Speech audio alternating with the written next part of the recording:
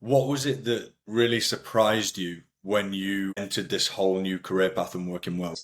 Money Yeah, at the time, money was a real driving factor for me. I wanted to build a bit more, get a bit more financial freedom for my family. So I got into software sales, and I always worked my ass off because ultimately it's not how you imagine it before you get into sales. It's really consultative. Um, it's about understanding the customer. There's a lot more to it than just pushing a product on someone. You know, your typical sales that you've kind of maybe seen in films. But for me, I moved through my career, and I always felt a sense of loyalty to companies, regardless of yeah, me moving to different companies. I was always trying to promote and progress in what was quite an unusual. It wasn't this linear career path, right, where you start as a full screw, a private, you move to lance corporal, then sergeant. It's really like trying to find your way. But ultimately, felt this sense of loyalty to the companies that I was working for. It bit me in the ass on a yeah, couple of occasions. I tried to be as professional as I possibly could be, you know, in an organisation.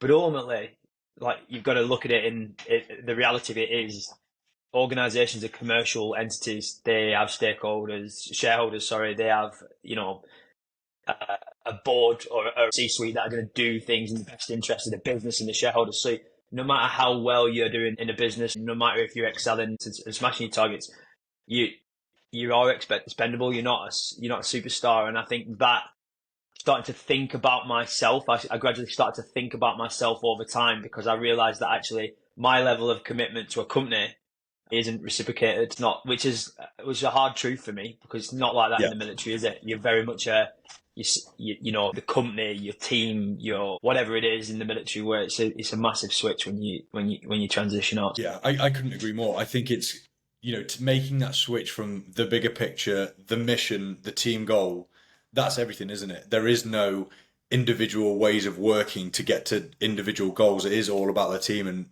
completely agree. I find that quite a big culture shock to learn to deal with at the start, and learning to almost start to put yourself first rather than the team first, the mission first, the organization, the military, your new business, taking that step back to be like, actually, I'm the priority here, which is mega interesting because we look at the statistics around the tenure of veterans and the countless ones that I spoke to doing this kind of role where I speak to people who've been there years and years and years at a business, have a great opportunity, and they're like, I feel bad to go and hand my notice in. But I think that's all part of the values that get instilled to you going through the military.